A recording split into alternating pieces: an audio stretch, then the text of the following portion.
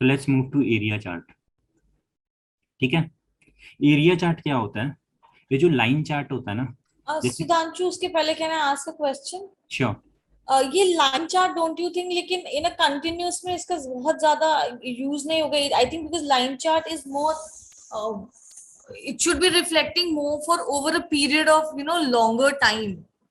ये रिक्वायरमेंट के हिसाब से होता है हर चीज ना। अब रिक्वायरमेंट जैसी आएगी आपको, अगर कोई ऐसा क्वेश्चन आ गया जो मैंने अभी पूछा था, तो हम्म. उसमें उसमें इट वाज डिस्क्रीट, कोई वो नहीं है, डिस्क्रीट ही रहेगा।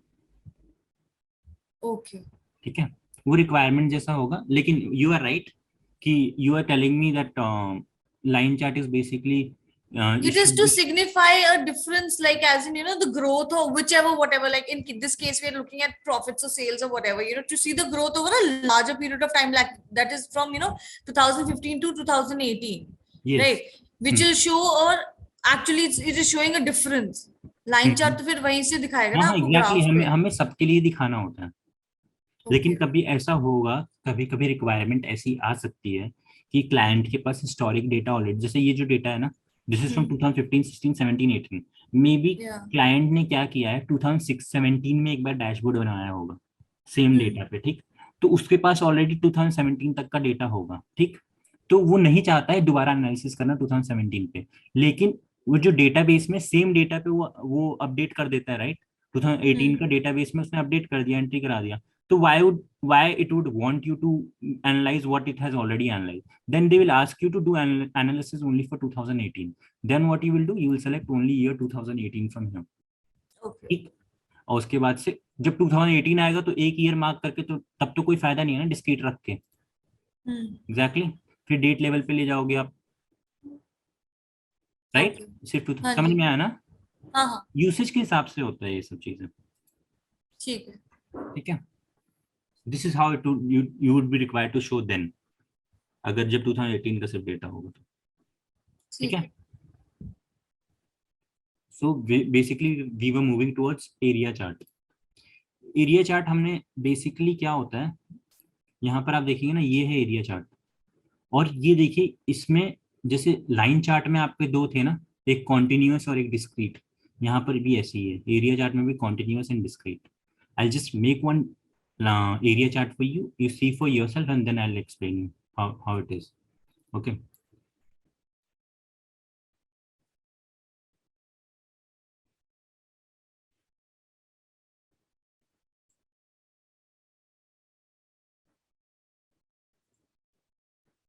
Can you see the difference?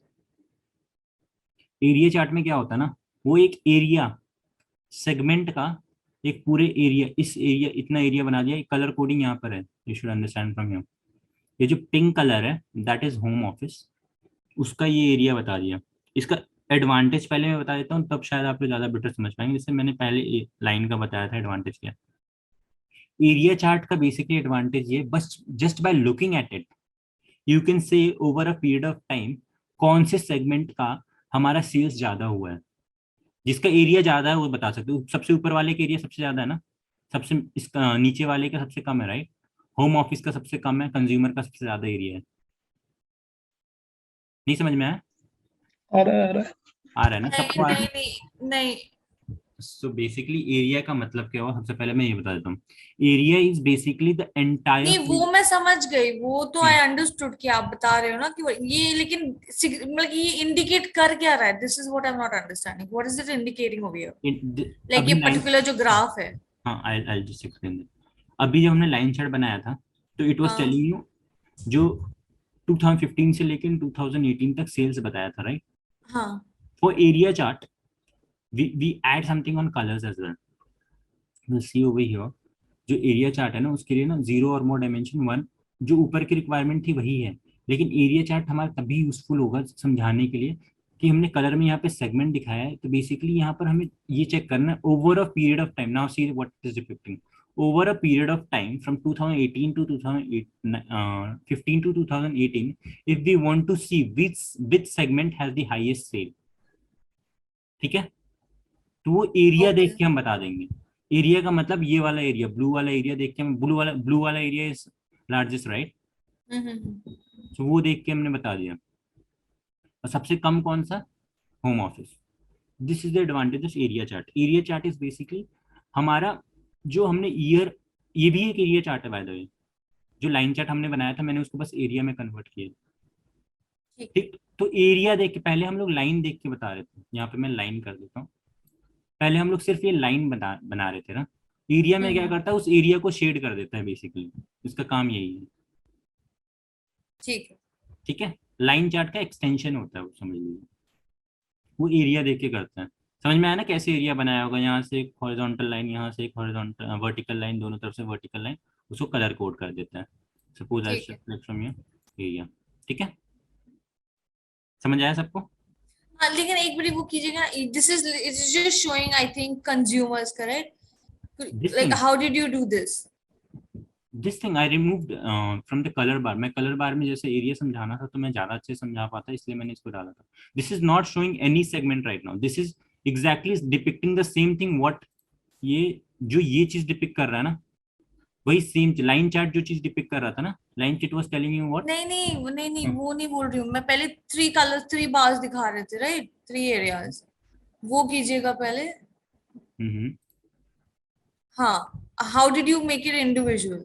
ये सेगमेंट हटा करके।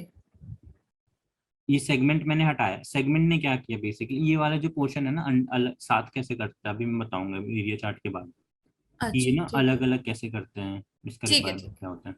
ठीक है, बेसिकली ये मार्क्स यहाँ से जो होता है ना, उसके लिए होता है। ये लेवल ऑफ ग्रैन्युलैरिटी बोलते हैं। If you want to add another level of granularity, उसके लिए होता है। ठीक है, ठीक। तो बेसिकली अभी तक हम लोग, जब मैं इसको हटाया तो अभी तक मेरा डेटा किस लेवल पे था, ईयर एंड सेल्स, राइट। हम्म। अगर मैं यहाँ से आपको एरिया चार्ट बताता तो आप नहीं समझ पाते, शायद आपको लगता क्या है, लाइन चार्ट सेम था, एरिया चार्ट में बस कलर कर दिया, राइट। हम्म।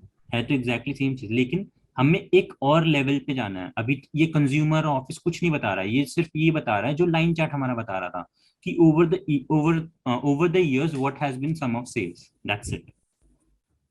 ठीक, लेकिन if I want to see, I want to add another level of granularity, मतलब मेरे को किसी और लेवल पे भी देखना है, अब सिर्फ ईयर और सेल्स पे नहीं, मुझे कैटेगरी या सेगमेंट वाइज देखना है कि सेगमेंट में ईयर ऑफ द सेल्स कितने हुए हैं।